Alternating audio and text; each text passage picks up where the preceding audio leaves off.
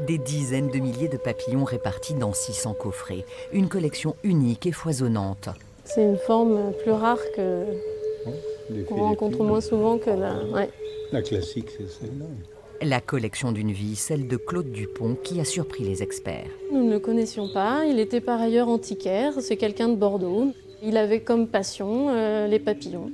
Et il a constitué une sorte de petit musée, en fait. Il avait une annexe dans son jardin dans laquelle il conservait tous les papillons dans des très bonnes conditions, à l'abri de la lumière. Des précautions qui valent à ces papillons d'avoir conservé leurs incroyables couleurs chatoyantes ou métallisées. Certains remontent au début des années 30 et beaucoup viennent du monde entier. Vous en avez une grosse partie qui sont exotiques, donc qu'il a acquis par des correspondants basés dans des différents pays auprès de qui il achetait les spécimens.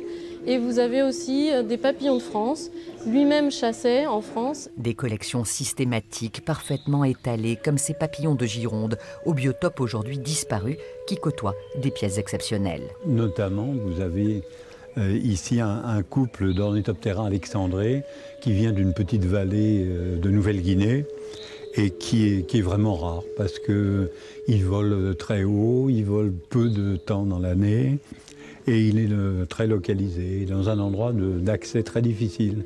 Un spécimen convoité récemment, un mâle seul s'est vendu à Drouot 12 000 €. De quoi attirer les lépidoptérophiles, les collectionneurs de papillons, mais pas seulement, car la collection fait aussi la part belle à des insectes multicolores. Vendredi, les premières enchères commencent à quelques dizaines d'euros.